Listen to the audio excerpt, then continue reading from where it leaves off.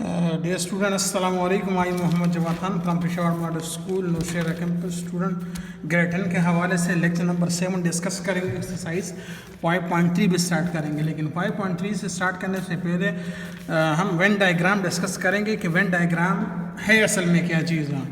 Venn diagram अगर book number page आप 95 open करें तो वहाँ पे आपके पास इसकी डिफिनीशन लिखी हुई है। दूसरी ये कि स्टूडेंट ये बात याद रखें कि हम वेन डायग्राम को सर्कल की मदद से रिप्रेजेंट करते हैं। किसकी मदद से?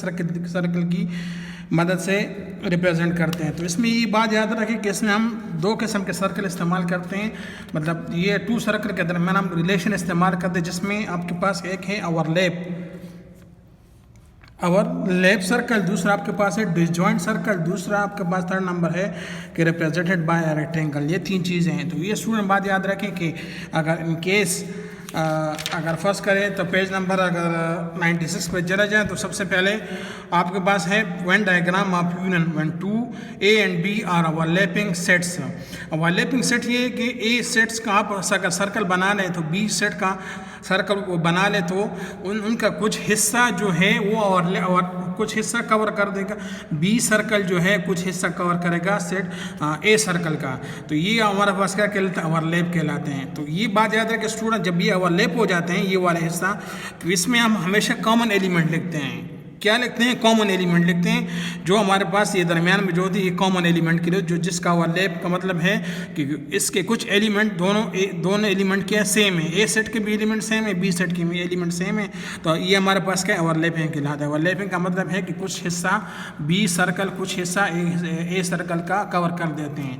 डिसजॉइंट का ये देखें, डिसजॉइंट के कि एक दूसरे का ओवरलैप नहीं करती, हम सर्कल में रेक्टेंगल शेप में हम अलग अलग बनाते हैं। और ये बात याद रखें कि यूनिवर्सल सेट के लिए हमेशा ये बात याद रखें कि आपने रेक्टेंगल ड्रा करना है। रेक्टेंगल ड्रा हमेशा आप लोगों ने रेक्टेंगल ड्रा करना है यूनिवर्सल सेट के लिए। और अगर ये बात याद रखें कि अगर आपके पास यूनिवर्सल सेट के क्वेश्चन मौजूद हों या ना मौजूद हो तब भी आपने ये डायग्राम सब सवालों के लिए ड्रा करना है। और यहाँ पे देखिए अगर थर्ड नंबर देखें, थर्ड नंबर को और से तो ये कहते हैं कि A is the subset of B, मतलब एक एलिमेंट बी में मौजूद है तो ये सर्कल आपने बी सर्कल के अंदर बनाना है। तो ये हमारे पास क्या कहलाते हैं? सबसेट के कहलाते हैं, क्योंकि सबसेट ये कि एक एलिमेंट बी में मौजूद होते हैं तो ये हम आपके पास क्या सबसेट कहलाते हैं। और ये आपने बी सर्कल के अंदर ये सर्कल ड्रा करना है। ये आपके पास सेकेंड है Venn diagram of intersection. When diagram of intersection तो ये देखिए ए और बी के जब ओवरलैपिंग हो जाते हैं तो फिर आपने सिर्फ वो जगह शेड करनी है जहाँ पे आपने कॉमन लिखना है। और ये बात याद रखें कि यूनियन के लिए आपने सर्कल को क्या करना है, मतलब एक ए सर्कल को भी लाइन से शेड करना है और बी सर्कल को भी लाइन से शेड करना है। लेकिन इंटरसेक्शन में ये बात याद रखें सिर्फ आपने कॉमन को क्या करना है? शेड करना है। Clear student? यहाँ पे देखा disjoint A and B are disjoint sets. तो ये क्योंकि आपके पास ए और बी की वजह से डिसजॉइंट सेट बनते हैं, क्योंकि इसमें कॉमन नहीं होते हैं। तो इस वजह से ना यू जो ए अगर हम फर्ज करें आपको कहते हैं कि ए इंटरसेक्शन बी फाइंड करें, ए इंटरसेक्शन बी फाइंड करें तो उसका आंसर आपके पास क्या है? एम टी आएगा, क्योंकि देखें ए के एलिमेंट और बी के एलिमेंट में कुछ कॉमन नहीं है तो ये अलग अलग होंगे और इसमें ओवरलैपिंग सेट नहीं होगा। जब भी आपके पास हमेशा एलिमेंट्स कॉमन होंगे, एक सेट के एलिमेंट्स और दूसरे सेट के एलिमेंट कॉमन होंगे तो उसमें आपके पास ओवरलैपिंग प्रोड्यूस होगी। Clear student? तो ये आपका वेन डायग्राम थे। इसके बाद देखें Venn diagram of A cross B.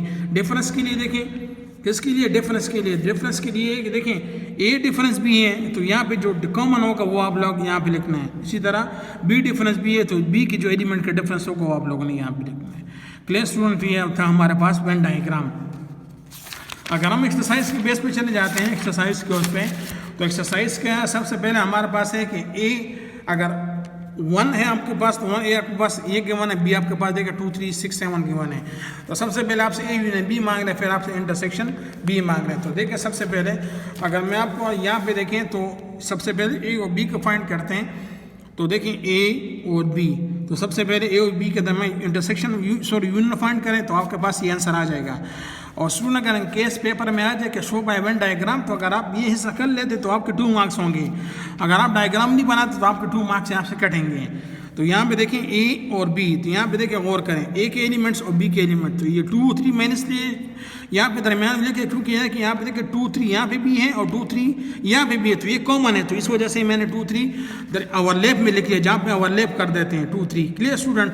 और बाकी देखिए 1 4 5 एक एलिमेंट है, देखिए 1 4 और 5 ये एक एलिमेंट है। इसी तरह देखें बी जो है 6 7 है, बी 6 7 है, तो ये बी सेट का एलिमेंट है, तो आपने बी में लिखना है और फिर आपने उसको क्या करना है, वर्कशीट करना है। इसी तरह देखें 2 3 कॉमन है, 2 3 कॉमन है। टेस्ट सेक्शन में ये बात याद रखें कि हमेशा जो कॉमन होते हैं उसको हम शेड करते, बाकी किसी को शेड नहीं करते। तो देखिए ये दोनों एक ही है, एक जैसे, लेकिन सिर्फ किस में फ़र्क है, शेड में फ़र्क है। Clear student. तो ये आपका क्वेश्चन नंबर 1 का फर्स्ट पार्ट था। इसी तरह देखें क्वेश्चन नंबर 2 के देखिए एक एक पार्ट मैंने आपको सॉल्व किया हुआ यहाँ पे, बाकी आप खुद करेंगे। तो यहाँ पे देखें अगर मेस का एसोसिएट और प्रॉपर्टी ऑफ यूनियन है, तो ये सबसे पहले देखें बी यूनियन सी को फाइंड करें, फिर देखें ए को फाइंड कर दे, तो आपके पास 1 2 3 आ जाएगा। अच्छा बी यहाँ पे गौर करेगा, यहाँ पे देखिए 30 ओवरलैप सेट है। यहाँ पे देखिए बी सी, सबसे पहले देखिए बी सी हमने कर रहे हैं बी सी, तो बी और सी में देखें, बी और सी में सबसे पहले 5 और 6 कॉमन है। क्या कॉमन है? 5 और 6। ये देखें 5 और 6, 5 और 6, तो देखिए मैंने 5 और 6 यहाँ पे दरमियान में लिख दिया है। फिर हम एक के साथ करेंगे, तो फिर ए और बी में देखें, ए और बी में देखें आपके पास 3 और 4 कॉमन है। क्या कॉमन है? 3 और 4, जो मैंने यहाँ पे इसको शेड कर दिए हैं।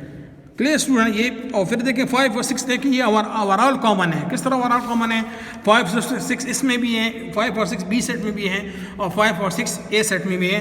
तो फिर आपने देख स्टूडेंट ये ओवरऑल आपने इसको देखना है। तो ये ए यूनियन बी का था। इसी तरह राइट हैंड साइड जो था हमारे पास ए यूनियन बी और यूनियन सी, तो स्टूडेंट ये भी इसी तरह करना है जो आप लोगों ने यहाँ पे करना है। सबसे पहले ए यूनियन बी के दरमियान फाइंड करना है, यूनियन फिर सी के साथ करना है। तो ये देखिए 5 और 6 ये तीनों में कॉमन है, तो ये ओवरऑल तीनों में आएगा। ठीक है स्टूडेंट। इसी तरह देखिए हमारे पास फिर स्टूडेंट कंप्लीमेंट है। तो कंप्लीमेंट के लिए देखिए यू ए और बी, सबसे पहले ए कंप्लीमेंट फिर B complement. First point A complement के लिए देखिए यू माइनस ए, तो सबसे पहले देखिए यू लिखें फिर ए लिखें, तो उससे माइनस कर दें।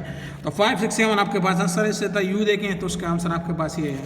जब हम इसको वेन डायग्राम से शो करेंगे तो 5 6 7 का आंसर जो है यूनिवर्सल का है, तो आप लेकिन ये यूनिवर्सल पोर्शन में लिखना है। और बाकी 1 2 3 4 मतलब ये कि मतलब ये आपके पास ए के एलिमेंट्स हैं। किसके एलिमेंट हैं? ए के एलिमेंट हैं। यहाँ पे देखिए 1 2 3 4, तो आप लोगों ने ये देखिए एक एलिमेंट है, जहाँ पे आपने इसको एक एलिमेंट लिखते हैं। बाकी 6 5 6 7 आंसर आए तो आपने इसको यू में लिखना है। इसी तरह बी का करना है। तो स्टूडेंट ये आपके पास सिंपल वेन डायग्राम के क्वेश्चन है और बाकी सारे क्वेश्चन स्टूडेंट से रिपीटेड हैं।